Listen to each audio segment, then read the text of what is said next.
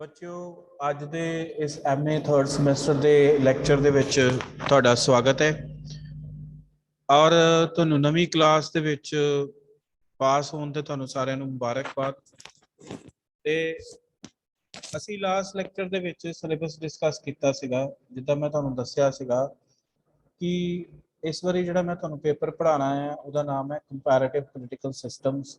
ਤੇ comparative political systems ਦੇ ਵਿੱਚ ਅਸੀਂ ਮੁੱਖ ਕਰਕੇ 5 ਜਿਹੜੇ ਆ ਸੰਵਿਧਾਨਿਕ ਪ੍ਰਣਾਲੀਆਂ ਦਾ ਅਧਿਐਨ ਕਰਨਾ ਹੈ। ਇਹਦੇ ਵਿੱਚ ਪ੍ਰਮੁੱਖ ਜਿਹੜੀਆਂ ਸੰਵਿਧਾਨਿਕ ਪ੍ਰਣਾਲੀਆਂ ਜਿਨ੍ਹਾਂ ਦਾ ਅਸੀਂ ਅਧਿਐਨ ਕਰਨਾ ਹੈ ਉਹ ਹੈ ਇੰਗਲੈਂਡ, ਅਮਰੀਕਾ, ਜਾਪਾਨ, ਸਵਿਟਜ਼ਰਲੈਂਡ ਤੇ ਚਾਈਨਾ। ਠੀਕ ਹੈ, ਇਹਦੇ ਵਿੱਚੋਂ ਜਿਹੜੀਆਂ 2 ਸੰਵਿਧਾਨਿਕ ਪ੍ਰਣਾਲੀਆਂ ਹੈ ਤੁਸੀਂ ਪਹਿਲੇ ਪੜ੍ਹੀਆਂ ਹੋਈਆਂ BA ਫਾਈਨਲ ਦੇ ਵਿੱਚ।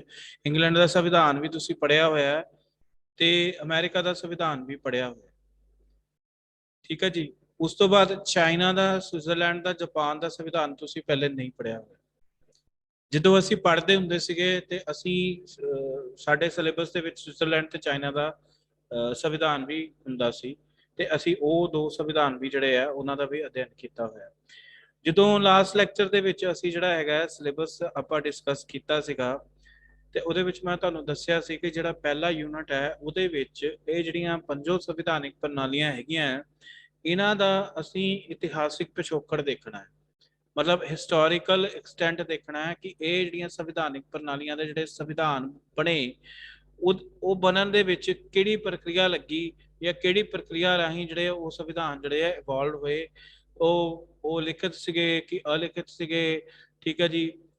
ਫਿਰ ਵੱਖ-ਵੱਖ ਸਮਿਆਂ ਉੱਤੇ ਕੁਝ ਦੇਸ਼ਾਂ ਦੇ ਵਿੱਚ ਅਗਰ ਅਸੀਂ ਜਾਪਾਨ ਦੀ ਗੱਲ ਕਰੀਏ ਤੇ ਜਾਪਾਨ ਦੇ ਵਿੱਚ ਜਿਹੜੀ ਸੰਵਿਧਾਨਿਕ ਵਿਵਸਥਾ ਸਾਡੇ ਸਾਹਮਣੇ ਅੱਜ ਦੇਖਣ ਨੂੰ ਮਿਲਦੀ ਹੈ ਤਾਂ ਵੱਖ-ਵੱਖ ਸਮੇਂ ਉੱਤੇ ਜਾਂ ਵੱਖ-ਵੱਖ ਕਾਲ ਖੰਡਾਂ ਦੇ ਵਿੱਚ ਜਿਹੜੇ ਆ ਵੱਖ-ਵੱਖ ਤਰ੍ਹਾਂ ਦੇ ਸੰਵਿਧਾਨ ਜਾਪਾਨ ਦੇ ਵਿੱਚ ਵੇਖਣ ਨੂੰ ਮਿਲਦੇ। ਮਾਜੀ ਕਨਸਟੀਟਿਊਸ਼ਨ ਹੈਗਾ ਹੈ, ਫਿਰ 1948 ਦਾ ਸੰਵਿਧਾਨ ਹੈਗਾ ਹੈ, ਫਿਰ ਆ ਪ੍ਰੈਜ਼ੈਂਟ ਕਨਸਟੀਟਿਊਸ਼ਨ ਜਿਹੜਾ ਹੈਗਾ ਉਹਦੇ ਬਾਰੇ ਵੀ ਅਸੀਂ ਜਿਹੜਾ ਹੈ ਚਰਚਾ ਕਰਾਂਗੇ। ਸਭ ਤੋਂ ਪਹਿਲਾਂ ਜਿਹੜੀ ਸੰਵਿਧਾਨਿਕ ਵਿਵਸਥਾ ਦਾ ਅਸੀਂ ਅਧਿਐਨ ਕਰਨਾ ਉਹ ਇੰਗਲੈਂਡ ਹੈ ਜੀ। ਠੀਕ ਹੈ, ਇਹਦਾ ਇਤਿਹਾਸਿਕ ਪਿਛੋਕੜ ਦੇਖਾਂਗੇ, ਤੁਸੀਂ ਪਹਿਲੇ ਵੀ ਪੜ੍ਹਿਆ ਹੋਇਆ ਹੈ। ਹੁਣ ਜਦੋਂ ਅਸੀਂ ਇੰਗਲੈਂਡ ਦੇ ਸੰਵਿਧਾਨ ਦੀ ਗੱਲ ਕਰਦੇ ਹਾਂ ਤੇ ਇੰਗਲੈਂਡ ਦੇ ਸੰਵਿਧਾਨ ਦੇ ਵਿੱਚ ਜਿੱਦਾਂ ਅਗਰ ਜਦੋਂ ਅਸੀਂ ਭਾਰਤ ਦੇ ਇਤਿਹਾਸ ਦੀ ਗੱਲ ਕਰਦੇ ਹਾਂ ਤੇ ਭਾਰਤ ਦੇ ਇਤਿਹਾਸ ਦੇ ਵਿੱਚ ਵੀ ਜਿਹੜੇ ਆ ਵੱਖ-ਵੱਖ ਜਿਹੜੇ ਆ ਤੁਸੀਂ ਕਹਿ ਲਓ ਵੱਖ-ਵੱਖ ਕਾਲ ਖੰਡ ਨੇ ਜਾਂ ਵੱਖ-ਵੱਖ ਡਾਇਨੈਸਟੀਜ਼ ਹੋਈਆਂ ਜਿਨ੍ਹਾਂ ਦੇ ਅੰਡਰ ਜਿਹੜਾ ਹੈ ਭਾਰਤ ਨੇ ਜਿਹੜਾ ਹੈ ਭਾਰਤ ਦਾ ਵਿਕਾਸ ਹੋਇਆ ਔਰ ਭਾਰਤ ਜਿਹੜਾ ਹੈ ਆਰਥਿਕ ਢਾਂਚੇ ਦਾ ਜਿਹੜਾ ਹੈ ਜਦੋਂ ਅਸੀਂ ਇੰਗਲੈਂਡ ਦੇ ਸੰਵਿਧਾਨ ਦੀ ਗਰੋਥ ਦੀ ਗੱਲ, ਉਹ ਹੁਣ ਇਹ ਜਿਹੜੀਆਂ ਸੰਵਿਧਾਨਿਕ ਪ੍ਰਣਾਲੀਆਂ ਇਹਨਾਂ ਦੇ ਜਿਹੜੀ ਸੰਵਿਧਾਨਿਕ ਪਿਛੋਕੜ ਹੈ ਅਸੀਂ ਹਰ ਸੰਵਿਧਾਨਿਕ ਵਿਵਸਥਾ ਜਿਹੜੀ ਹੈਗੀ ਆ ਜਾਂ ਪ੍ਰਣਾਲੀ ਹੈਗੀ ਆ ਉਹਨੂੰ ਅਸੀਂ 2 ਲੈਕਚਰਸ ਦੇ ਵਿੱਚ ਅਸੀਂ ਕਵਰ ਕਰਾਂਗੇ। ਮਤਲਬ ਜਿੱਦਾਂ ਇੰਗਲੈਂਡ ਇੱਕ ਅੱਜ ਦਾ ਲੈਕਚਰ ਹੋ ਗਿਆ ਤੇ ਕੱਲ ਦੇ ਲੈਕਚਰ ਕੱਲ ਮੈਂ ਖਤਮ ਕਰ ਦਾਂਗਾ ਇਤਿਹਾਸਿਕ। ਫਿਰ ਅਮਰੀਕਾ ਤੇ ਆਵਾਂਗੇ, ਫਿਰ ਅਮਰੀਕਾ ਤੋਂ ਬਾਅਦ ਚਾਈਨਾ ਤੇ ਆਵਾਂਗੇ, ਚਾਈਨਾ ਤੋਂ ਬਾਅਦ ਸਵਿਟਜ਼ਰਲੈਂਡ ਤੇ ਆਵਾਂਗੇ, ਸਵਿਟਜ਼ਰਲੈਂਡ ਤੋਂ ਬਾਅਦ ਫਿਰ ਜਿਹੜਾ ਹੈ ਅਸੀਂ ਆਵਾਂਗੇ ਜਾਪਾਨ ਉੱਤੇ। ਸੋ ਅਗਰ ਅਸੀਂ ਇੰਗਲੈਂਡ ਦੇ ਸੰਵਿਧਾਨ ਦੀ ਗੱਲ ਕਰੀਏ ਤਾਂ ਇਹਦੇ ਵਿੱਚ ਅਲੱਗ-ਅਲੱਗ ਕਾਲਖੰਡ ਜਿਹੜੇ ਹੈਗੇ ਆ। ਪਹਿਲਾ ਜਿਹੜਾ ਕਾਲਖੰਡ ਹੈ ਉਹਨੂੰ ਆਪਾਂ ਐਂਗਲੋ ਸੈਕਸਨ ਪੀਰੀਅਡ ਕਹਿੰਦੇ ਆ। ਉਸ ਤੋਂ ਬਾਅਦ ਨਾਰਮਨ ਪੀਰੀਅਡ ਆਉਂਦਾ ਹੈ, ਉਸ ਤੋਂ ਬਾਅਦ ਐਂਜਵੇਨੀਅਨ ਪੀਰੀਅਡ ਆਉਂਦਾ ਹੈ, ਉਸ ਤੋਂ ਬਾਅਦ ਟਿਊਡਰ ਪੀਰੀਅਡ ਆਉਂਦਾ ਹੈ ਔਰ ਟਿਊਡਰ ਪੀਰੀਅਡ ਤੋਂ ਬਾਅਦ ਸਟਿਊਵਰਟ ਪੀਰੀਅਡ ਆਉਂਦਾ ਹੈ ਅਤੇ ਸਟਿਊਵਰਟ ਪੀਰੀਅਡ ਤੋਂ ਬਾਅਦ ਜਿਹੜਾ ਹੈ ਹੈਨੋਵਰ ਪੀਰੀਅਡ ਆਉਂਦਾ ਹੈ। ਸੋ ਇੱਕ ਵੱਖ-ਵੱਖ ਜਿਹੜੇ ਕਾਲਖੰਡ ਹੈ ਜਿਨ੍ਹਾਂ ਦੇ ਵਿੱਚ ਵੱਖ-ਵੱਖ ਰਾਜਿਆਂ ਨੇ ਜਾਂ ਜਿਹੜੇ ਵੱਖ-ਵੱਖ ਜਿਹੜੇ ਮੋਨਾਰਕ ਸੀਗੇ ਇਹਨਾਂ ਨੇ ਇੰਗਲੈਂਡ ਦੇ ਉੱਤੇ ਜਿਹੜਾ ਸੀਗਾ ਰਾਜ ਕੀਤਾ। ਸੋ ਇਹ ਅਲੱਗ-ਅਲੱਗ ਰਾਜਿਆਂ ਦੇ ਅਧੀਨ ਜਾਂ ਮੋਨਾਰਕਸ ਦੇ ਅਧੀਨ ਜਿਹੜਾ ਅਲੱਗ-ਅਲੱਗ ਸੰਸਥਾਵਾਂ ਸੀਗੀਆਂ ਇਵੋਲਵ ਹੋਈਆਂ। ਉਹ ਇੰਗਲੈਂਡ ਦੇ ਜਦੋਂ ਸੰਵਿਧਾਨਿਕ ਵਿਵਸਥਾ ਦੀ ਗੱਲ ਹੁੰਦੀ ਹੈ ਇਹਦਾ ਜਿਹੜਾ ਸੰਵਿਧਾਨ ਹੈ ਲਿਖਿਤ ਨਹੀਂ ਹੈ। ਠੀਕ ਹੈ, ਜਿੰਨੀਆਂ ਵੀ ਰਾਜਨੀਤਿਕ ਸੰਸਥਾਵਾਂ ਉੱਥੇ ਜਿਨ੍ਹਾਂ ਦਾ ਜਨਮ ਹੋਇਆ ਉਹ ਸਾਰੀਆਂ ਜਿਹੜੀਆਂ ਰਾਜਨੀਤਿਕ ਸੰਸਥਾਵਾਂ ਹੈਗੀਆਂ ਉਹ ਹੌਲੀ-ਹੌਲੀ ਇਤਿਹਾਸਿਕ ਵਿਕਾਸ ਹੋਇਆ ਉਹਨਾਂ ਦਾ।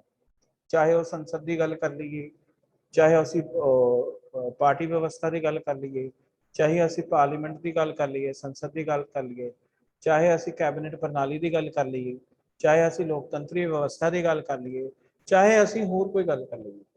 ਸੋ ਇਹ ਜਿਹੜੀਆਂ ਸਾਰੀਆਂ ਜਿਹੜੀਆਂ ਵਿਵਸਥਾਵਾਂ ਹੈਗੀਆਂ ਹੈ ਉਹ ਜਿਹੜੀਆਂ ਹੈ ਅਲੱਗ-ਅਲੱਗ ਜਿਹੜੀਆਂ ਇਹ ਸਾਰੀਆਂ ਸੰਸਥਾਵਾਂ ਹੈ ਉਹ ਅਲੱਗ-ਅਲੱਗ ਜਿਹੜੇ ਕਾਲਖੰਡ ਮੈਂ ਤੁਹਾਨੂੰ ਦੱਸਿਆ ਜਿੱਦਾਂ ਐਂਗਲੋ ਸੈਕਸਨ ਪੀਰੀਅਡ ਹੋ ਗਿਆ, ਨਾਰਮਨ ਪੀਰੀਅਡ ਹੋ ਗਿਆ, ਐਂਜਵੇਨੀਅਨ ਪੀਰੀਅਡ ਹੋ ਗਿਆ, ਟਿਊਡਰ ਪੀਰੀਅਡ ਹੋ ਗਿਆ, ਸਟਿਵਰਟ ਪੀਰੀਅਡ ਹੋ ਗਿਆ, ਹੈਨੋਵਰ ਪੀਰੀਅਡ ਹੋ ਗਿਆ। ਇਹਨਾਂ ਵਿੱਚ ਜਿਹੜਾ ਅਗਰ ਅਸੀਂ ਮੋਨਾਰਕੀ ਦੀ ਗੱਲ ਕਰੀਏ, ਰਾਜਤੰਤਰ ਦੀ ਗੱਲ ਕਰੀਏ ਤਾਂ ਇਹਨਾਂ ਵੱਖ-ਵੱਖ ਜਿਹੜੇ ਕਾਲਖੰਡ ਹੈਗੇ ਆ, ਇਹਨਾਂ ਵੱਖ-ਵੱਖ ਕਾਲਖੰਡਾਂ ਦੇ ਵਿੱਚ ਇਹ ਅਲੱਗ-ਅਲੱਗ ਜਿਹੜੇ ਆ ਰਾਜੇ ਜਿਹੜੇ ਆ ਉਹ ਉਹਨਾਂ ਨੇ ਰਾਜ ਕੀਤਾ, ਪਰ ਉਹਨਾਂ ਵਿੱਚ ਹਰ ਸੰਸਥਾਵਾਂ ਦਾ ਜਿਹੜਾ ਵਿਕਾਸ ਔਰ ਜਿਹੜੀ ਉન્નਤੀ ਹੋਈ ਔਰ ਉਹਦੇ ਨਾਲ ਨਾਲ ਜਿਹੜਾ ਇਹਦਾ ਸੰਸਥਾਵਾਂ ਦਾ ਜਿਹੜਾ ਸਵਰੂਪ ਸੀਗਾ, ਨੇਚਰ ਸੀਗਾ, ਉਹ ਵੀ ਜਿਹੜਾ ਸੀਗਾ ਉਹ ਬਦਲਦਾ ਰਿਹਾ। ਹੁਣ ਮੈਂ ਤੁਹਾਡੇ ਨਾਲ ਇੱਥੇ ਇੱਕ ਪੀਪੀਟੀ ਸ਼ੇਅਰ ਕੀਤੀ ਹੈ, early history qualifying power of monarchy, path to democracy and characteristics of present system. ਜਦ ਤੱਕ ਅਸੀਂ ਇਹਨਾਂ ਇਤਿਹਾਸਿਕ ਪਿਛੋਕੜ ਨਹੀਂ ਦੇਖਾਂਗੇ ਸੰਸਥਾਵਾਂ ਅਮਰਜ ਕਿੱਦਾਂ ਹੋਈਆਂ ਇੰਗਲੈਂਡ ਦੇ ਵਿੱਚ, ਉਹ ਜਿਹੜਾ ਹੈਗਾ ਉਸ ਤੋਂ ਪਹਿਲਾਂ ਜਿਹੜਾ ਹੈ ਅਸੀਂ ਉਹਨੂੰ ਸਮਝ ਨਹੀਂ ਸਕਦੇ। ਮਤਲਬ ਬਾਕੀ ਜਿਹੜਾ ਸੰਵਿਧਾਨਿਕ ਵਿਵਸਥਾ ਨੂੰ ਅਸੀਂ ਸਮਝਣ ਵਾਸਤੇ ਸਾਨੂੰ ਇਹਦੇ ਇਤਿਹਾਸਿਕ ਪਿਛੋਕੜ ਨੂੰ ਜਿਹੜਾ ਹੈਗਾ ਉਹ ਸਮਝਣਾ ਬਹੁਤ ਜ਼ਰੂਰੀ ਹੈ। ਹੁਣ ਅਗਰ ਅਸੀਂ ਸਭ ਤੋਂ ਪਹਿਲਾਂ ਅਸੀਂ ਪੀਰੀਅਡ ਲੈਣੇ ਹੈਗੇ ਆ, ਇਹਦੇ ਵਿੱਚ ਪਹਿਲਾਂ ਅਸੀਂ ਪੀਰੀਅਡ ਲੈ ਲੈਂਦੇ ਹਾਂ ਐਂਗਲੋ ਸੈਕਸਨ ਪੀਰੀਅਡ। ਹੁਣ ਐਂਗਲੋ ਸੈਕਸਨ ਜਿਹੜਾ ਪੀਰੀਅਡ ਸੀਗਾ ਇਹ ਸ਼ੁਰੂ ਹੁੰਦਾ ਹੈ 5ਵੀਂ ਸ਼ਤਾਬਦੀ ਤੋਂ ਸ਼ੁਰੂ ਹੁੰਦਾ ਹੈ ਈਸਾ ਪੂਰਵ ਤੋਂ ਅਤੇ 1066 ਤੱਕ ਰਹਿੰਦਾ ਹੈ। ਹੁਣ ਇਹ ਅਗਰ ਇਸ ਪੀਰੀਅਡ ਦੀ ਗੱਲ ਕਰੀਏ ਤਾਂ ਇਸ ਪੀਰੀਅਡ ਦੇ ਵਿੱਚ ਜਿਹੜੇ ਕੈਲਟਸ ਸੀਗੇ, CELTS ਕੈਲਟਸ, ਉੱਥੇ ਦੇ ਜਿਹੜੇ ਲੋਕਲ ਲੋਕ ਸੀਗੇ ਉਹ ਉੱਥੇ ਰਹਿ ਰਹੇ ਸੀਗੇ ਅਤੇ ਇੱਕ ਲੂਜ਼ ਕਾਈਂਡ ਆਫ ਮੋਨਾਰਕੀ ਸੀਗੀ ਉੱਥੇ। ਮਤਲਬ ਜਿਹੜਾ ਰਾਜਤੰਤਰੀ ਵਿਵਸਥਾ ਸੀਗੀ ਉਹ ਜਿਹੜਾ ਸੀਗਾ, ਜਿਹੜਾ ਰਾਜਾ ਹੁੰਦਾ ਸੀਗਾ ਉਹਦੀ ਪਰਸਨੈਲਿਟੀ ਉੱਤੇ ਜਿਹੜੀ ਸੀ ਨਿਰਭਰ ਜਿਹੜੀ ਸੀਗੀ ਉਹ ਕਰਦੇ ਸੀ। ਸੋ ਇੱਥੇ the Anglo-Saxon period contributed the institution of kingship। ਜਿਹੜੇ ਮੋਨਾਰਕੀ ਜਾਂ ਇੰਸਟੀਟਿਊਸ਼ਨ ਆਫ ਕਿੰਗਸ਼ਿਪ ਦੀ ਜਦੋਂ ਗੱਲ ਕਰਦੇ ਆ, ਰਾਜਤੰਤਰੀ ਵਿਵਸਥਾ ਦੀ ਗੱਲ ਕਰਦੇ ਆ, ਉਹਦਾ ਆਰੰਭ ਜਿਹੜਾ ਹੈ ਐਂਗਲੋ ਸੈਕਸਨ ਕਾਲ ਤੋਂ ਹੁੰਦਾ ਹੈ। ਫਿਰ ਜੀ ਠੀਕ ਹੈ ਜੀ, ਜਿਹੜਾ ਐਂਗਲੋ ਸੈਕਸਨ ਕਾਲ ਸੀਗਾ ਉਹਦੇ ਵਿੱਚ ਟ੍ਰਾਈਬਲ ਕਾਮਨਵੈਲਥ ਸੀਗੇ। ਮਤਲਬ ਟ੍ਰਾਈਬਲ ਦਾ ਮਤਲਬ ਜਿਹੜੀਆਂ ਵੱਖ-ਵੱਖ ਜਾਤੀਆਂ ਸੀਗੀਆਂ ਉਹਨਾਂ ਦੇ 7 ਰਾਜ ਸੀਗੇ, ਕਹਿ ਲਓ ਕਿ 7, ਜਿੱਦਾਂ ਕਿਹੜੇ-ਕਿਹੜੇ ਸੀਗੇ, ਐਂਜੇਲੀਆ ਸੀਗਾ, ਮਾਰਕਿਕਾ ਸੀਗਾ, ਨਾਰਦਰਨ ਥੰਬਲੈਂਡ ਸੀਗਾ, ਕੈਂਟ ਸੀਗਾ, ਸਸੈਕਸ ਸੀਗਾ, ਐਸੈਕਸ ਸੀਗਾ, ਵੈਸੈਕਸ ਸੀਗਾ। ਠੀਕ ਹੈ, ਇਹ ਮਤਲਬ ਸਾਰੀਆਂ ਉੱਥੇ ਕਾਉਂਟੀਜ਼ ਹੈਗੀਆਂ ਇਸ ਵੇਲੇ। ਇਹਨਾਂ ਦੇ ਕ੍ਰਿਕਟ ਟੀਮਸ ਵੀ ਹੈਗੀਆਂ ਅਗਰ ਅੱਜ ਕੱਲ ਦੇ ਟਾਈਮ ਦੇ ਵਿੱਚ ਜਿਹੜੀ ਗੱਲ ਕਰੀਏ। ਠੀਕ ਹੈ ਜੀ, ਉਹ ਹੁਣ ਇਹਦੇ ਵਿੱਚ ਜਿਹੜਾ ਰਾਜਤੰਤਰੀ ਵਿਵਸਥਾ ਉਹਦਾ ਸਵਰੂਪ ਕਿਸ ਤਰ੍ਹਾਂ ਦਾ ਸੀ, ਮੈਂ ਤੁਹਾਨੂੰ ਅੱਗੇ ਵੀ ਦੱਸਿਆ ਹੈ। ਜਿਹੜੀ ਪਰਸਨੈਲਿਟੀ ਹੁੰਦੀ ਸੀ ਕਿੰਗ ਦੀ ਉਹਦੇ ਉੱਤੇ ਕਾਫੀ ਕੁਝ ਜਿਹੜਾ ਹੈ ਉਹ ਨਿਰਭਰ ਕਰਦਾ ਸੀ। ਫਿਰ ਇੱਕ ਵਾਈਟਨ ਜਾਂ ਵੈਟਾਗੈਮੈਂਟ ਕਰਕੇ ਇੱਕ ਕੌਂਸਲ ਹੁੰਦੀ ਸੀ ਜਿਹੜੀ ਕਿ ਰਾਜੇ ਨੂੰ ਸਲਾਹ ਦੇਣ ਦਾ ਜਿਹੜਾ ਹੈ ਕੰਮ ਕਰਦੀ ਸੀ। ਫਿਰ ਜਿਹੜੀ ਵਾਈਟਨ ਹੁੰਦੀ ਸੀਗੀ ਜਾਂ ਜਿਹੜੀ ਇਹ ਸੰਸਥਾ ਬਣੀ ਸੀ ਇਹਦੇ ਵਿੱਚ ਜਿਹੜੇ ਸੀਗੇ ਐਲਡਰ ਮੈਂਬਰਸ ਹੁੰਦੇ ਸੀ, ਇਹਦੇ ਵਿੱਚ ਐਲਡਰ ਮੈਂਬਰਸ ਸ਼ਾਮਿਲ ਹੁੰਦੇ ਸੀ, ਉਹ ਰਾਜੇ ਨੂੰ ਸਲਾਹ ਦਿੰਦੇ ਸੀਗੇ। ਪਰ ਇਹਨਾਂ ਦੀਆਂ ਜਿਹੜੀਆਂ ਸ਼ਕਤੀਆਂ ਸੀਗੀਆਂ ਉਹ ਜਿਹੜੀਆਂ ਸੀਗੀਆਂ ਉਹ ਪਰਿਭਾਸ਼ਿਤ ਨਹੀਂ ਸੀਗੀਆਂ। ਠੀਕ ਹੈ ਜੀ, ਉਸ ਤੋਂ ਬਾਅਦ ਜਿਹੜਾ ਹੈਗਾ 1066 ਦੇ ਵਿੱਚ ਕੀ ਹੋਇਆ, 1066 ਦੇ ਵਿੱਚ ਜਿਹੜੇ ਨਾਰਮਨ ਰਾਜੇ ਸੀਗੇ ਉਹਨਾਂ ਨੇ ਜਿਹੜੇ ਲੋਕਲ ਲੋਕ ਸੀਗੇ ਉਹਨਾਂ ਨੂੰ ਮਤਲਬ ਕਿ ਉੱਥੋਂ ਕੱਢ ਦਿੱਤਾ, ਮਤਲਬ ਯੁੱਧ ਕਰਕੇ ਉਹਨਾਂ ਨੂੰ ਜਿਹੜਾ ਸੀਗਾ ਕੱਢ ਦਿੱਤਾ। ਠੀਕ ਹੈ ਜੀ, ਜਿਹੜਾ ਨਾਰਮਨ ਪੀਰੀਅਡ ਹੈਗਾ ਹੈ ਉਹ 1066 ਦੇ ਵਿੱਚ ਜਿਹੜਾ ਹੈ ਸ਼ੁਰੂ ਹੁੰਦਾ ਹੈ, ਜਿਹਦੇ ਵਿੱਚ ਵਾਸਤਵਿਕ ਰੂਪ ਦੇ ਵਿੱਚ ਮੰਨਿਆ ਜਾਂਦਾ ਹੈ ਕਿ ਜਿਹੜਾ ਇੰਗਲੈਂਡ ਦਾ ਸੰਵਿਧਾਨ ਸੀਗਾ ਉਹਦਾ ਸੰਵਿਧਾਨਿਕ ਜਿਹੜਾ ਸੀਗਾ ਵਿਕਾਸ ਸ਼ੁਰੂ ਹੋਇਆ। Period growth of royal power as stated above, king of the Saxon period was weak। ਜਿਹੜੀ ਵਿਵਸਥਾ ਸੈਕਸਨ ਪੀਰੀਅਡ ਦੇ ਵਿੱਚ ਸੀਗੀ ਉਹ ਵਿਵਸਥਾ ਜਿਹੜੀ ਸੀਗੀ ਵੀਕ ਸੀਗੀ। ਠੀਕ ਹੈ ਜੀ, ਰਾਜਾ ਉਸ ਸਮੇਂ ਦੌਰਾਨ ਜਿਹੜਾ ਰਾਜਤੰਤਰੀ ਵਿਵਸਥਾ ਸੀ ਜਾਂ ਰਾਜਾ ਜਿਹੜਾ ਸੀਗਾ ਉਹ ਜਿਹੜਾ ਸੀਗਾ ਬਹੁਤ ਜ਼ਿਆਦਾ ਜਿਹੜਾ ਸੀਗਾ ਕਮਜ਼ੋਰ ਜਿਹੜਾ ਸੀਗਾ। ਠੀਕ ਹੈ, ਇਸ ਸੰਦਰਭ ਦੇ ਵਿੱਚ ਇੱਕ ਵਿਚਾਰਕ ਹੋਏ ਨੇ ਜਾਂ ਸੰਵਿਧਾਨਿਕ ਵਿਸ਼ੇਸ਼ज्ञ ਕਹਿ ਲਓ professor Munro. There has been no time during past 1,000 years when Englishmen have not been electing somebody to represent them somewhere in township, shire, or and parish. ठीक है। ਹੁਣ ਜਿਹੜਾ ਐਂਗਲੋ ਸੈਕਸਨ ਕਾਲ ਸੀਗਾ ਉਹਦੇ ਵਿੱਚ ਕਿਹੜੀਆਂ-ਕਿਹੜੀਆਂ ਜਿਹੜੀਆਂ ਸੰਸਥਾਵਾਂ ਆ ਉਹਨਾਂ ਦਾ ਜਨਮ ਹੋਇਆ। Main institutions of British government developed during Anglo Saxon period were kingship, ਰਾਜਤੰਤਰੀ ਵਿਵਸਥਾ ਦਾ ਜਨਮ ਹੋ ਰਿਹਾ। ਫਿਰ ਜਿਹੜੀ ਲੋਕਲ ਸੈਲਫ ਗਵਰਨਮੈਂਟ ਸੀਗਾ, ਮਤਲਬ ਜਿਹੜੀ ਸਥਾਨੀ ਸਰਕਾਰਾਂ ਸੀਗੀਆਂ ਉਹਨਾਂ ਦਾ ਜਨਮ ਹੋਇਆ। ਉਸ ਤੋਂ ਬਾਅਦ ਠੀਕ ਹੈ ਜੀ, ਇਹ ਦੋ ਜਿਹੜੀਆਂ ਸੀ ਕਿੰਗਸ਼ਿਪ ਵੀ ਸ਼ੈਲ ਸਟੱਡੀ ਲੇਟਰ। ਠੀਕ ਹੈ ਜੀ, ਕਿੰਗਸ਼ਿਪ ਮੇਨ ਕਰਕੇ ਜਿਹੜੀ ਰਾਜਤੰਤਰੀ ਵਿਵਸਥਾ ਸੀ ਉਹਦੀ ਸਥਾਪਨਾ ਹੋਈ ਇਸ ਕਾਲ ਦੌਰਾਨ, ਔਰ ਦੂਸਰਾ ਜਿਹੜਾ ਸੀਗਾ ਜਿਹੜੀ ਸਥਾਨੀ ਸਰਕਾਰਾਂ ਸੀਗੀਆਂ ਉਹਨਾਂ ਦਾ ਜਿਹੜਾ ਸੀਗਾ ਜਨਮ ਹੋਇਆ। ਸੋ ਇਸੇ ਕਰਕੇ ਅਗਰ ਅੱਜ ਦੇ ਸੰਦਰਭ ਵਿੱਚ ਅਸੀਂ ਗੱਲ ਕਰੀਏ ਤੇ ਇੰਗਲੈਂਡ ਦੇ ਵਿੱਚ ਸਾਨੂੰ ਇੱਕ ਜਿਹੜਾ ਹੈ ਯੂਨਿਟਰੀ ਸਰਕਾਰ ਜਿਹੜੀ ਹੈਗੀ ਆ ਉਹ ਵੇਖਣ ਨੂੰ ਜਿਹੜੀ ਮਿਲਦੀ ਹੈ। ਯੂਨਿਟਰੀ ਸਿਸਟਮ ਜਿਹੜਾ ਹੈਗਾ ਸਾਨੂੰ ਜਿਹੜਾ ਹੈਗਾ ਵੇਖਣ ਨੂੰ ਜਿਹੜਾ ਹੈਗਾ ਮਿਲਦਾ ਹੈਗਾ। ਠੀਕ ਹੈ ਜੀ, ਹੁਣ ਨਾਰਮਨ ਪੀਰੀਅਡ ਆਂਦਾ। ਨਾਰਮਨ ਪੀਰੀਅਡ ਸ਼ੁਰੂ ਹੋ ਰਿਹਾ 1066 ਤੋਂ। ਠੀਕ ਹੈ ਜੀ, ਇਹਦੇ ਵਿੱਚ ਜਿਹੜੇ ਸੀਗੀ ਰਾਜਤੰਤਰੀ ਵਿਵਸਥਾ ਦਾ ਹੋਰ ਜ਼ਿਆਦਾ ਵਿਕਾਸ ਹੋਇਆ। ਰਾਜਾ ਜਿਹੜੇ ਰਾਜਤੰਤਰੀ ਸੌਰੀ ਜਿਹੜੀ ਕਿੰਗਸ਼ਿਪ ਸੀਗੀ ਜਾਂ ਜਿਹੜੇ ਮੋਨਾਰਕ ਸੀਗਾ ਜਾਂ ਮੋਨਾਰਕਿਕਲ ਸਿਸਟਮ ਜਿਹੜਾ ਸੀਗਾ ਉਹ ਜ਼ਿਆਦਾ ਜਿਹੜਾ ਹੈ ਇਹਦੇ ਵਿੱਚ ਜਿਹੜਾ ਸੀਗਾ ਸ਼ਕਤੀਸ਼ਾਲੀ ਬਣਿਆ। ਔਰ ਇਸ ਸਮੇਂ ਦੌਰਾਨ ਅਗਰ ਅਸੀਂ ਮੋਨਾਰਕੀ ਦੀ ਗੱਲ ਕਰੀਏ ਜਾਂ ਕਿੰਗਸ਼ਿਪ ਦੀ ਗੱਲ ਕਰੀਏ, ਕਿੰਗਸ਼ਿਪ ਸੀਗੀ ਜਿਹੜਾ ਰਾਜਾ ਸੀਗਾ ਉਹ ਜ਼ਿਆਦਾ ਉਹਦੇ ਹੱਥ ਦੇ ਵਿੱਚ ਜਿਹੜੀਆਂ ਸ਼ਕਤੀਆਂ ਸੀਗੀਆਂ ਉਹ ਸੈਂਟਰਲਾਈਜ਼ਡ ਹੋ ਗਈ। ਉਹਦੇ ਰਾਜ ਦੇ ਵਿੱਚ ਜਿਹੜੀਆਂ ਸ਼ਕਤੀਆਂ ਜਿਹੜੀਆਂ ਸੀਗੀਆਂ ਉਹ ਸੈਂਟਰਲਾਈਜ਼ਡ ਜਿਹੜੀਆਂ ਹੁੰਦੀਆਂ। ਠੀਕ ਹੈ ਜੀ, ਉਸ ਤੋਂ ਬਾਅਦ for achieving this objective he took number of steps. ਠੀਕ ਹੈ ਜੀ, ਉਸ ਤੋਂ ਬਾਅਦ ਕਾਮਨ ਲਾਅ ਦੀ ਅਗਰ ਗੱਲ ਕਰੀਏ ਤਾਂ ਇਹਦੇ ਵਿੱਚ ਕਾਮਨ ਲਾਅ ਦਾ ਜਿਹੜਾ ਸੀਗਾ ਜਨਮ ਹੁੰਦਾ ਹੈ। ਕਾਮਨ ਲਾਅ ਜਾਂ ਕਾਮਨ ਵਿਵਸਥਾ ਦਾ ਜਿਹੜਾ ਸੀਗਾ ਉਹ ਜਨਮ ਹੁੰਦਾ ਹੈ। ਠੀਕ ਹੈ, ਹੁਣ ਇਹਦੇ ਵਿੱਚ ਅਗਰ ਅਸੀਂ ਨਾਰਮਨ ਪੀਰੀਅਡ ਦੀ ਗੱਲ ਕਰੀਏ, ਨਾਰਮਨ ਪੀਰੀਅਡ ਦੇ ਵਿੱਚ ਇੱਕ ਹੋਰ ਸੰਸਥਾ ਦਾ ਜਨਮ ਹੁੰਦਾ ਹੈ ਜਿਹਨੂੰ ਅਸੀਂ ਮੈਗਨਮ ਕੋਨਿਕਲਮ ਕਹਿੰਦੇ ਹਾਂ।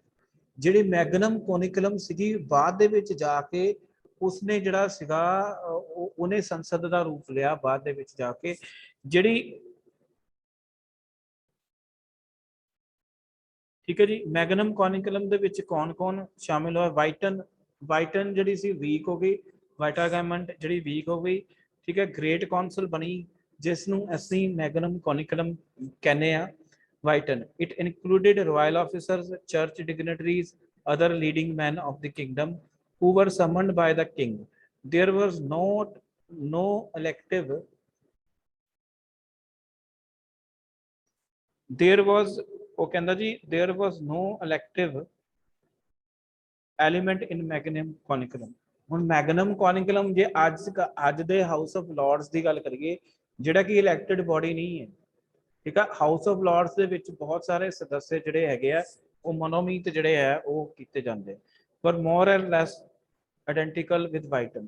ਮਤਲਬ ਜਿਹੜੀ ਵਾਈਟਨ ਬਣੀ ਸੀਗੀ ਐਂਗਲੋ ਸੈਕਸਨ ਕਾਲ ਦੇ ਵਿੱਚ, ਉਹਨੇ ਬਾਅਦ ਦੇ ਵਿੱਚ ਜਾ ਕੇ ਜਿਹੜਾ ਹੈ ਉਹਨੂੰ ਕਿਹੜੀ ਸੰਸਥਾ ਨੇ ਰਿਪਲੇਸ ਕੀਤਾ? ਉਹਨੂੰ ਮੈਗਨਮ ਕੋਨਿਕਲਮ ਨੇ ਜਾ ਕੇ ਜਿਹੜਾ ਸੀਗਾ ਰਿਪਲੇਸ ਕੀਤਾ। ਠੀਕ ਹੈ ਜੀ, ਫਿਰ ਇੱਕ ਹੋਰ ਛੋਟੀ ਸੰਸਥਾ ਬਣੀ ਨਾਰਮਨ ਪੀਰੀਅਡ ਦੇ ਵਿੱਚ ਜਿਹਨੂੰ ਅਸੀਂ ਕਿਊਰੀਆ ਰੀਗਸ ਕਹਿੰਦੇ ਆ। ਕਿਊਰੀਆ ਰੀਗਸ, the little council emerged as the curia regis was sort of inner circle in greater council included chamberlain chancellors। ਠੀਕ ਹੈ, ਕਿਊਰੀਆ ਰੀਗਸ ਜਿਹੜੀ ਸੀਗੀ ਉਹ ਜਿਹੜੀ ਗ੍ਰੇਟ ਕਾਉਂਸਲ ਬਣੀ ਸੀ ਜਿਹਨੂੰ ਅਸੀਂ ਮੈਗਨਮ ਕੋਨਿਕਲਮ ਕਹਿ ਰਹੇ ਹਾਂ, ਉਹਦਾ ਹੀ ਹਿੱਸਾ ਸੀਗਾ ਜਾਂ ਉਹਦਾ ਹੀ ਜਿਹੜਾ ਸੀਗਾ ਪਾਰਟ ਸੀਗਾ। ਠੀਕ ਹੈ ਜੀ, ਹੁਣ ਇਸ ਸਮੇਂ ਦੌਰਾਨ ਫਿਰ ਪ੍ਰੀਵੀ ਕਾਉਂਸਲ ਦਾ ਜਿਹੜਾ ਹੈ ਜਨਮ ਹੋ ਰਿਹਾ। ਠੀਕ ਹੈ ਜੀ, ਉਸ ਤੋਂ ਬਾਅਦ ਇਹ ਜਿਹੜਾ ਕਾਲ ਸੀਗਾ ਉਹ 1135 ਈਸਾ ਪੂਰਵ ਤੱਕ ਜਿਹੜਾ ਸੀਗਾ ਚੱਲਿਆ। ਫਿਰ ਐਂਗਵੀਨੀਅਨ ਤੇ ਪਲੈਂਟਾਗੇਨੀਅਨ ਪੀਰੀਅਡ ਆ ਜਾਂਦਾ ਹੈ। The political institution established by William which wrecked the reigns of Stephen were revived by Henry II। Henry II founded the Peninglant dynasty। Henry II ਸੀਗਾ ਰਾਜਾ ਜਿਹਨੇ ਕਿ ਐਂਗਵੀਨੀਅਨ ਜਾਂ ਜਿਹਨੂੰ ਅਸੀਂ ਪਲਾਂਟੇਗੇਨਟ ਡਾਇਨੈਸਟੀ ਕਹਿੰਦੇ ਆ ਉਹਦਾ ਜਨਮਦਾਤਾ ਜਿਹੜਾ ਹੈਗਾ ਹੈਨਰੀ II ਨੂੰ ਜਿਹੜਾ ਹੈਗਾ ਮੰਨਿਆ ਜਾਂਦਾ। मतलब कि ਜਿਹੜਾ ਹੈਨਰੀ टू ਸੀਗਾ ਉਹ ਬਹੁਤ ਜ਼ਿਆਦਾ ਜਿਹੜਾ ਸੀਗਾ ਤੁਸੀਂ ਕਹਿ ਲਓ ਜੋਸ਼ੀਲਾ ਸੀਗਾ। ਉਹਦਾ ਜਿਹੜਾ ਅਗਰ ਉਹਦੇ ਅਸੀਂ ਸੁਭਾਅ ਦੀ ਗੱਲ ਕਰੀਏ, distinction between administrative judicial function curia regis and bifurcated royal council। मतलब ਉਹਨੇ curia regis ਅਤੇ ਜਿਹੜੀ royal council ਜਿਹਨੂੰ ਅੱਜਕੱਲ ਕੈਬਨਿਟ ਕਿਹਾ ਜਾਂਦਾ ਹੈ ਉਹਨੂੰ ਅਲੱਗ ਕਰਨ ਦਾ ਕੰਮ ਇਹਨੇ ਕੀਤਾ, later known as privy council। ਠੀਕ ਹੈ ਜੀ। Henry two summoned more frequently। ਠੀਕ ਹੈ ਜੀ। ਇਹਦੇ ਕਾਲ ਇਸੇ ਡਾਇਨੈਸਟੀ ਦੇ ਕਾਲ ਦੌਰਾਨ ਮੈਗਨਾ ਕਾਰਟਾ ਪਾਸ ਹੋਇਆ ਸੀਗਾ, ਜਿਹਨੇ ਰਾਜੇ ਕੋਲੋਂ ਜਿਹੜੀਆਂ ਅਸੀਮਿਤ ਸ਼ਕਤੀਆਂ ਸੀਗੀਆਂ, ਜਿਹੜਾ ਰਾਜਤੰਤਰ ਸੀਗਾ ਉਹ ਉਸ ਟਾਈਮ ਤੇ ਹੈਨਰੀ टू ਦੀ ਅਗਰ ਗੱਲ ਕਰੀਏ ਉਸ ਟਾਈਮ ਤੇ ਜਿਹੜਾ ਰਾਜਤੰਤਰੀ ਵਿਵਸਥਾ ਸੀਗੀ ਉਹ ਅਸੀਮਿਤ ਰੂਪ ਨਾਲ ਚੱਲ ਰਹੀ ਸੀ, ਜਿਹੜਾ ਸੀਗਾ ਉਹ ਅਸੀਮਿਤ ਰੂਪ ਨਾਲ ਚੱਲ ਰਹੀ ਸੀਗੀ ਔਰ ਰਾਜੇ ਕੋਲ ਅਸੀਮਿਤ ਸ਼ਕਤੀਆਂ ਸੀ। ਠੀਕ ਹੈ। ਰਾਜਾ ਆਪਣੀ ਮਰਜ਼ੀ ਨਾਲ ਜਿਹੜਾ ਸੀਗਾ ਜਿਹੜੀ ਟ੍ਰੇਰੀ ਹੁੰਦੀ ਸੀ ਉਹਦੇ ਤੋਂ ਧਨ ਖਰਚ ਕਰ ਸਕਦਾ ਸੀ ਜਾਂ ਧਨ ਦੀ ਜਿਹੜੀ ਹੈ ਪੂਰਤੀ ਜਿਹੜਾ ਹੈ ਉਹ ਕਰ ਸਕਦਾ ਸੀ। ਠੀਕ ਹੈ ਜੀ। Charter provided for king and certain matters without the consent of general council. It also provided that all the great barons should be summoned individually, the knights of the shire। ਠੀਕ ਹੈ ਜੀ। ਉਸ ਤੋਂ ਬਾਅਦ ਮੈਗਨਾ ਕਾਰਟਾ ਨੇ ਕੀ ਕੀਤਾ, Magna ਕਾਰਟਾ ਨੇ ਜਿਹੜਾ ਰਾਜਾ ਸੀਗਾ ਉਹਦੇ ਉੱਤੇ ਜਿਹੜਾ ਸੀਗਾ ਵਿੱਤੀ ਤਰ੍ਹਾਂ ਦਾ ਅੰਕੁਸ਼ ਲਾਇਆ। ਮਤਲਬ ਰਾਜਾ ਹੁਣ 3 ਸਥਿਤੀਆਂ ਦੇ ਵਿੱਚ ਹੀ ਜਿਹੜਾ ਸੀਗਾ ਪੈਸਾ ਜਿਹੜਾ ਸੀਗਾ ਉਹ ਖਰਚ ਕਰ ਸਕਦਾ ਸੀਗਾ। ਮਤਲਬ ਜਾਂ ਤਾਂ ਮਤਲਬ ਜਿਹੜਾ ਸੀਗਾ ਹੁਣ ਮੈਗਨਾ ਕਾਰਟਾ ਕੀ ਸੀਗਾ ਇੱਥੇ। ਠੀਕ ਹੈ ਜੀ। ਸੋ ਇਹ ਜਿਹੜਾ ਪੀਰੀਅਡ ਹੈਗਾ ਹੈ ਇਹ ਜਾਂਦਾ ਹੈਗਾ ਅਪ ਟੂ 1327 ਤੱਕ। 1327 ਤੱਕ ਐਂਜਵੀਨੀਅਨ ਪੀਰੀਅਡ ਜਿਹੜਾ ਹੈ ਚੱਲਦਾ ਹੈ। ਨਹੀਂ ਐਂਜਵੀਨੀਅਨ ਪੀਰੀਅਡ ਚੱਲਦਾ ਹੈ ਨਹੀਂ 1485 ਤੱਕ। 1485 ਤੱਕ। ਫਿਰ ਉਸ ਤੋਂ ਬਾਅਦ ਜਿਹੜਾ ਹੈ ਟਿਊਡਰ ਕਾਲ ਸ਼ੁਰੂ ਹੁੰਦਾ। ਠੀਕ ਹੈ ਜੀ। ਉਸ ਤੋਂ ਬਾਅਦ ਜਿਹੜਾ ਹੈ ਟਿਊਡਰ ਕਾਲ ਜਿਹੜਾ ਹੈਗਾ ਉਹ ਸ਼ੁਰੂ ਹੁੰਦਾ ਹੈ। ਠੀਕ ਹੈ ਜੀ। ਟਿਊਡਰ ਕਾਲ ਸ਼ੁਰੂ ਹੁੰਦਾ ਹੈ 1485 ਤੋਂ ਲੈ ਕੇ 1603 ਦਾ ਜਿਹੜਾ ਕਾਲ ਹੈ ਉਹ ਇੰਗਲੈਂਡ ਦੇ ਸੰਵਿਧਾਨ ਦੇ ਵਿੱਚ ਟਿਊਡਰ ਪੀਰੀਅਡ ਦੇ ਨਾਂ ਨਾਲ ਜਾਂ ਟਿਊਡਰ ਕਾਲ ਦੇ ਨਾਂ ਨਾਲ ਜਿਹੜਾ ਹੈ ਜਾਣਾ ਚਾਹੁੰਦਾ। ਹੁਣ ਇਹਦੀਆਂ ਜਿਹੜੀਆਂ ਪ੍ਰਮੁੱਖ ਵਿਸ਼ੇਸ਼ਤਾਵਾਂ ਕੀ ਸੀ। The foundation of kingship have become secure in England. ਜਿਹੜੀ ਮੋਨਾਰਕੀ ਸੀ, ਜਿਹੜਾ ਰਾਜਤੰਤਰ ਸੀਗਾ ਉਹ ਇਸ ਸਮੇਂ ਦੌਰਾਨ ਜਿਹੜਾ ਸੀਗਾ ਉਹਦੀਆਂ ਆਪਣੀਆਂ ਜੜ੍ਹਾਂ ਜਿਹੜੀਆਂ ਸੀ ਜਮਾ ਲਈਆਂ permanently. The common law have reached an advanced stage of development। ਜਿਹੜਾ ਕਾਮਨ ਲਾਅ ਸੀਗਾ ਉਹ ਐਡਵਾਂਸ ਸਟੇਜ ਦੇ ਵਿੱਚ ਜਿਹੜਾ ਪਹੁੰਚ ਗਿਆ ਸੀ। ਹੁਣ ਇੰਗਲੈਂਡ ਦੇ ਵਿੱਚ ਤੁਸੀਂ ਯਾਦ ਰੱਖਣਾ ਕਾਮਨ ਲਾਅ ਔਰ ਜਿਹੜਾ ਦੂਸਰਾ ਲਾਅ ਦੇ ਵਿੱਚ ਕੋਈ ਅੰਤਰ ਜਿਹੜਾ ਹੈ ਉਹ ਨਹੀਂ ਕੀਤਾ। The system of self government through county and board courts had become firmly established। ਜਿਹੜਾ ਲੋਕਲ ਸਥਾਨੀ ਸਰਕਾਰਾਂ ਦਾ ਜਿਹੜੀ ਵਿਵਸਥਾ ਜਿਹੜੀ ਐਂਗਲੋ ਸੈਕਸੀਅਨ ਕਾਲ ਦੇ ਵਿੱਚ ਸ਼ੁਰੂ ਹੋਈ ਸੀ ਉਹ ਵੀ ਹੋਰ ਜ਼ਿਆਦਾ ਜਿਹੜੀ ਸੀਗੀ ਮਜ਼ਬੂਤ ਹੋ ਗਈ ਸੀ ਔਰ ਉਹਦੀਆਂ ਜੜ੍ਹਾਂ ਜਿਹੜੀਆਂ ਸੀਗੀਆਂ ਇੰਗਲੈਂਡ ਦੇ ਵਿੱਚ ਜਿਹੜੀਆਂ ਸੀਗੀਆਂ ਜੰਮ ਚੁੱਕੀਆਂ ਸੀਗੀਆਂ। ਅਗਰ ਉਸ ਤੋਂ ਬਾਅਦ ਗੱਲ ਕਰੀਏ ਅਗਲੀ ਗੱਲ ਕਰੀਏ ਹੋਰ ਕੀ ਫੀਚਰ ਸੀਗਾ ਇਸ ਕਾਲ ਦੌਰਾਨ। The parliament had become established and fact consist of 2 houses. ਜਿਹੜਾ ਪਾਰਲੀਮੈਂਟ ਸੀਗਾ ਉਹ ਐਸਟੈਬਲਿਸ਼ ਹੋ ਚੁੱਕਾ ਸੀਗਾ। ਪਾਰਲੀਮੈਂਟ ਜਿਹੜਾ ਸੀ ਪ੍ਰੋਪਰ ਜਿਹੜੇ ਪਾਰਲੀਮੈਂਟਰੀ ਜਿਹੜਾ ਸਿਸਟਮ ਸੀਗਾ ਉਹ ਇਨ ਪਲੇਸ ਜਿਹੜਾ ਸੀਗਾ ਹੋ ਚੁੱਕਾ ਸੀ। House of Commons had won ਦਾ recognition and gain. Magnum Concilium ਜਿਹੜੀ ਸੀਗੇ ਉਹ ਇੱਕ ਜਿਹੜੇ ਹਾਊਸ ਆਫ ਕਾਮਨਸ ਸੀਗਾ, ਹਾਊਸ ਆਫ ਕਾਮਨਸ ਔਰ ਹਾਊਸ ਆਫ ਲਾਰਡਸ। ਪਾਰਲੀਮੈਂਟ ਜਿਹੜਾ ਸੀਗਾ ਹੁਣ ਇੰਗਲੈਂਡ ਦੇ ਵਿੱਚ ਅਗਰ ਅਸੀਂ ਗੱਲ ਕਰੀਏ ਸੰਸਦ ਦੇ 2 ਸਦਨ ਨੇ, ਇੱਕ ਨੂੰ ਆਪਾਂ ਹਾਊਸ ਆਫ ਕਾਮਨਸ ਕਹਿੰਦੇ ਆ, ਇੱਕ ਨੂੰ ਆਪਾਂ ਹਾਊਸ ਆਫ ਲਾਰਡਸ ਕਹਿੰਦੇ ਆ। ਠੀਕ ਹੈ ਜੀ। ਹਾਊਸ ਆਫ ਲਾਰਡਸ ਤੇ ਹਾਊਸ ਆਫ ਕਾਮਨਸ ਅਸੀਂ ਕਹਿੰਦੇ ਆ ਇਹਨਾਂ ਨੂੰ। ਠੀਕ ਹੈ ਜੀ। Government system it stood for generation during this period of Tudor monarchs concentrated wide powers in their hands, thereby an effective of kingship they even threatened। ਸੋ ਇਹ ਕੁਝ ਮੁੱਖ ਵਿਸ਼ੇਸ਼ਤਾਵਾਂ ਸੀਗੀਆਂ ਜਿਹੜੀਆਂ ਕਿ ਟਿਊਡਰ ਕਾਲ ਦੇ ਵਿੱਚ। ਹੁਣ ਅਗਰ ਇੰਗਲੈਂਡ ਦਾ ਇਤਿਹਾਸ ਦਾ ਗੋਲਡਨ ਪੀਰੀਅਡ ਦੀ ਅਸੀਂ ਗੱਲ ਕਰੀਏ ਤਾਂ ਉਹ ਸਟੀਵਰਟ ਪੀਰੀਅਡ ਹੈ। Stewart would, after the death of Elizabeth, the throne of England was passed to her cousin James IV of Scotland, who in 1603 was crowned as the King of England। and James मतलब कि ਐਲਿਜ਼ਾਬeth ਜਿਹੜੀ ਸੀਗੀ, ਐਲਿਜ਼ਾਬeth 1 ਜਿਹਨੂੰ ਅੱਜ ਕੱਲ ਐਲਿਜ਼ਾਬeth 2 ਆ, ਐਲਿਜ਼ਾਬeth 1 ਜਿਹੜੀ ਸੀਗੀ ਜਦੋਂ ਮਰੀ ਉਸ ਤੋਂ ਬਾਅਦ ਜਿਹੜਾ ਉਹਦਾ ਕਜ਼ਨ ਸੀਗਾ ਜੇਮਸ ਫੋਰਥ, ਉਹ ਸਕਾਟਲੈਂਡ ਦਾ ਰਾਜਾ ਸੀ, ਉਹਦੇ ਕੋਲ ਜਿਹੜਾ ਸੀਗਾ ਇੰਗਲੈਂਡ ਦਾ ਸ਼ਾਸਨ ਪ੍ਰਬੰਧ ਜਿਹੜਾ ਸੀਗਾ। ਠੀਕ ਹੈ ਜੀ। ਹੁਣ ਜੇਮਸ, ਜੇ ਅਸੀਂ 4 ਦੀ ਗੱਲ ਕਰੀਏ ਤਾਂ ਉਹਦਾ ਕਾਲ ਜਿਹੜਾ ਹੈਗਾ ਬਹੁਤ ਜ਼ਿਆਦਾ ਜਿਹੜਾ ਹੈਗਾ, he believed in divine right theory. Divine right theory ਤੁਸੀਂ ਪੜ੍ਹੀ ਆ ਕਿ ਜਿਹੜਾ ਰਾਜਾ ਹੁੰਦਾ ਹੈ ਉਹ ਪ੍ਰਤੀਨਿਧੀ ਹੁੰਦਾ ਹੈ ਕਿਹਦਾ, ਪਰਮਾਤਮਾ ਦਾ, ਔਰ ਉਹਦੀਆਂ ਜਿਹੜੀਆਂ ਸ਼ਕਤੀਆਂ ਹੈ, ਮਤਲਬ ਉਹ ਪਰਮਾਤਮਾ ਦੀ ਸ਼ਕਤੀਆਂ ਦਾ ਜਿਹੜੀ ਹੈ ਵਰਤੋਂ ਕਰ ਰਿਹਾ, ਔਰ ਉਹਦੀ ਕਿਸੇ ਗੱਲ ਨੂੰ ਤੁਸੀਂ ਜਿਹੜਾ ਹੈ ਨਾ ਨਹੀਂ ਕਰ ਸਕਦੇ। Charles 1, the kingship of House of Lords was established। ਠੀਕ ਹੈ ਜੀ। ਸੋ ਇਹ ਕੁਝ ਇਹ ਸਟਿਊਅਰਟ ਪੀਰੀਅਡ ਜਿਹੜਾ ਸੀਗਾ, ਇਹਦੇ ਵਿੱਚ ਜਿਹੜਾ ਸੀਗਾ ਇੱਕ ਵਾਰੀ ਇਹ ਵੀ ਹੋਇਆ, ਇਹਦੇ ਵਿੱਚ ਜਿਹੜਾ ਸੀਗਾ ਰਿਪਬਲਿਕ ਗਣਤੰਤਰੀਏ ਜਿਹੜਾ ਸੀਗਾ, ਗਣਤੰਤਰ ਘੋਸ਼ਿਤ ਕਰ ਦਿੱਤਾ ਗਿਆ ਸੀ ਇੰਗਲੈਂਡ ਨੂੰ ਕੁਝ ਸਾਲਾਂ ਵਾਸਤੇ। 2 ਸਾਲਾਂ ਦਾ ਪੀਰੀਅਡ ਆਉਂਦਾ ਹੈ ਵਿੱਚ ਜਦੋਂ ਇਹਨੂੰ ਗਣਤੰਤਰ, ਔਰ ਫਿਰ ਉਹ ਬਾਅਦ ਦੇ ਵਿੱਚ ਜਿਹੜਾ ਹੈ ਉਹ ਜਿਹੜਾ ਸੀਗਾ ਉਹ ਹੋ ਗਿਆ। ਸੋ ਇਹ ਕੁਝ ਮੇਨ ਗੱਲਾਂ ਸੀਗੀਆਂ ਇੰਗਲੈਂਡ ਦੇ ਇਤਿਹਾਸ ਦੀਆਂ। ਠੀਕ ਹੈ, ਬਾਕੀ ਅਸੀਂ ਕੱਲ ਨੂੰ ਲੈਕਚਰ ਦੇ ਵਿੱਚ ਆਪਾਂ ਜਿਹੜਾ ਹੈਗਾ ਬਾਕੀ ਦਾ ਜਿਹੜਾ ਪੋਰਸ਼ਨ ਇਸ ਕੁਐਸਚਨ ਦਾ ਰਹਿ ਗਿਆ ਹੈ।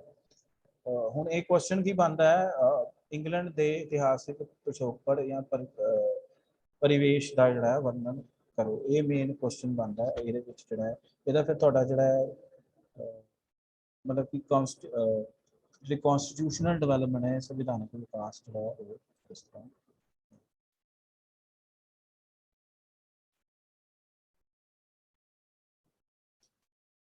ਠੀਕ ਹੈ ਜੀ, ਅੱਜ ਦਾ ਮੈਂ ਲੈਕਚਰ ਇੱਥੇ ਖਤਮ ਕਰਦਾ ਹੈਗਾ। ਤੇ ਇਹ ਜਦੋਂ ਵੀ ਤੁਸੀਂ ਮੈਨੂੰ ਅੱਜ ਪੂਰੇ ਦਿਨ ਦੇ ਵਿੱਚ ਤੁਸੀਂ ਕਦੇ ਵੀ ਅਟੈਂਡੈਂਸ ਪਾ ਸਕਦੇ ਹੋ, ਪਰ ਇਹ ਲੈਕਚਰ ਸੁਣ ਕੇ ਜਿਹੜਾ ਹੈਗਾ ਮੈਨੂੰ ਤੁਸੀਂ ਅਟੈਂਡੈਂਸ ਜਿਹੜੀ ਹੈਗੀ ਆ ਉਹ ਪਾਣੀ। Thank you for attending this class. ਔਰ ਕੱਲ ਨੂੰ ਜਿਹੜਾ ਰੈਗੂਲਰ ਮੈਂ ਤੁਹਾਨੂੰ ਜਿਹੜਾ ਲੈਕਚਰ ਜਿਹੜਾ ਇੱਦਾਂ ਭੇਜਾਂਗਾ। ਬਾਕੀ ਮੈਂ ਸਰ ਨਾਲ ਗੱਲ ਕਰ ਲੈਣਾ, ਅਗਰ ਉਹ ਅਲਾਓ ਕਰਦੇ ਆ ਮੈਨੂੰ, ਕਿ ਥੋੜੇ ਬੱਚੇ ਹੈਗੇ ਤੁਹਾਡੇ, ਅਗਰ ਆਫਲਾਈਨ ਕਲਾਸ ਲਈ ਅਲਾਓ ਕਰਦੇ ਤਾਂ ਆਪਾਂ ਫਿਰ ਆਫਲਾਈਨ ਕਲਾਸ ਵੀ ਜਿਹੜਾ ਹੈਗਾ ਉਹ ਲੈ ਸਕਾਂਗੇ। Thank you once again for attending this class.